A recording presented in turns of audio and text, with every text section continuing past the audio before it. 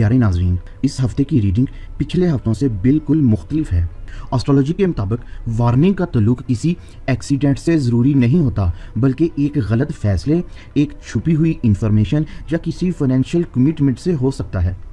इस हफ्ते मून 11वें घर, 12वें घर और पहले घर से गुजरेगा। जुपिटर 11वें हाउस, यूरेनस 9वें हाउस और सैटर्न नेपच्यून 8वें घर में रेट्रोग्रेड एनर्जी क्रिएट करता है।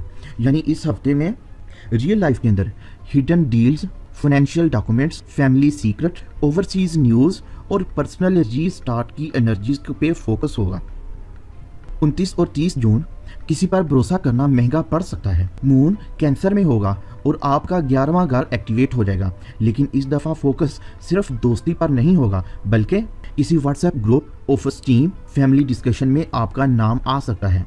कोई पुराना कस्टमर आपके लिए परेशानी क्रिएट कर सकता है। अगर आप ऑनलाइन बिजनेस करते हैं तो अचानक इंक्वायरी या बल्क ऑर्डर आ सकता है। किसी फंक्शन, इन्विटेशन या गैदरिंग में जाना फ्यूचर कनेक्शंस बना सकता है। किसी दोस्त की वजह से अर्निंग का नया रास्ता भी मिल सकता है।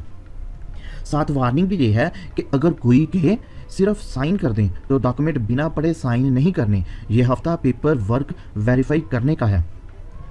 अल्फ़ाबेटिकल एनर्जीज की बात करें, बी, एम, वाई और आर के नेम वाले लोग आपके लिए सपोर्टिव साबित होंगे, लेकिन डी और एन के साथ पैसों के लेन देन में मुश्किलात आएंगी। 1 और 2 जुलाई जो छुपा हुआ है वो सामने आएगा। मून लियो में इंटर करेगा। ये आपका 12वां घर है। इस हाउस का ताल्लुक सिर्फ स्पिरिचुअलिटी से नहीं है, बल्कि सीक्रेट प्लानिंग, अदालती मामलात, हॉस्पिटल्स, फॉरेन लिंक्स और हिडन एक्सपेंसेस से भी होता है। रियल लाइफ में किसी इंश्योरेंस, टैक्स या बैंक से रिलेटेड कोई मेल या कॉल आ सकती है। रिपोर्ट या फॉरेन डॉक्यूमेंट्स की मूवमेंट भी नजर आती है। किसी पुरानी मिसअंडरस्टैंडिंग की असल वजह सामने पता चल सकती है।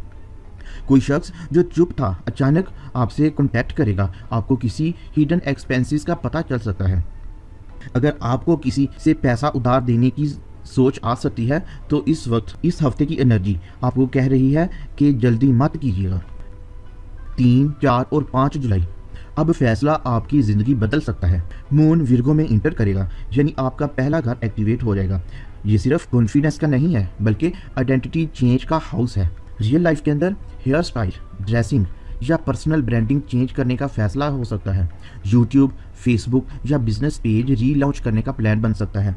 जिम या हेल्थ रूटीन दोबारा स्टार्ट करना, किसी पुराने टारगेट को दोबारा परस्यू करना, किसी रिलेशनशिप में बाउंड्रीज सेट करना, ये सब इन दिनों पॉसिबल होगा। अगर आप इंटरव्यू दे चुके हैं या ट्रांसफ़र का इंतज़ार कर रहे हैं तो किसी प्रोग्रेस की खबर मिल सकती है। अचानक रिफंड, कमीशन, बोनस या पुराना अटका हुआ पैसा भी मिल सकता है। सबसे बड़ी प्लैनेटरी एनर्जीज की बात करें तो सैटर्न रेट्रोग्रेड है जो आपके 8वें घर में है। ये सिर्फ रिस्क का हाउस नहीं है, बल्कि विरासत, इन्वेस्टमेंट और शेयर्ड मनी का हाउस भी है। प्रॉपर्टी के पेपर्स दोबारा चेक करने की ज़रूरत पड़ सकती है। जॉइंट अकाउंट या पार्टनरशिप डिस्कस हो सकती है। किसी फैमिली फाइनेंशियल सीक्रेट का भी पता चल सकता है। नेपच्यून रेट्रोग्रेड है 8वें घर में, जो कि रियलिटी चेक का हाउस है। जिस डील को आप परफेक्ट समझ रहे थे उसमें कोई हिडन कंडीशन सामने आ सकती है। हर ऑफर को 2 मरतबा लाजमी पढ़ें। जुपिटर 11वें हाउस में है। इस हफ्ते की सबसे पॉजिटिव एनर्जी ये है कि किसी पावरफुल शख्स से मुलाकात होगी। सोशल मीडिया फॉलोअर में ग्रोथ आएगी। लॉन्ग टर्म विश का पहला सिग्नल पूरा होता हुआ नजर आता है। यूरेनस आपका 9वां घर है, जो कि सरप्राइज एनर्जी को एक्टिवेट करता है। फॉरेन ट्रैवल का अचानक चांस बनता हुआ दिखाई देता है। ऑनलाइन कोर्स या सर्टिफिकेशन का मौका मिलेगा। लीगल मैटर में अनएक्सपेक्टेड रिलीफ मिलेगा। किसी दूसरे शहर में जॉब भी मिल सकती है। हेल्थ के हवाले से विटामिन डेफिशिएंसी, निज़ाम इंतज़ाम, गर्दन के पुट्ठों में खिंचाव या आंखों में दर्द के इशू सामने आ सकते हैं। स्क्रीन टाइम को कम करना होगा। ख्वाब की बात करें तो ख्वाब के अंदर अगर आपने ट्रेन, गाड़ी, ब्रिज, किताब या चाबी देखी तो आपको नया मौका, नई ज़िंदगी, नया चैप्टर खोलने की तरफ इशारे हैं। इस हफ्ते की नेगेटिविटी को ख़त्म करने के लिए या हादी हो या वकील हो 101 मरतबा पढ़ें।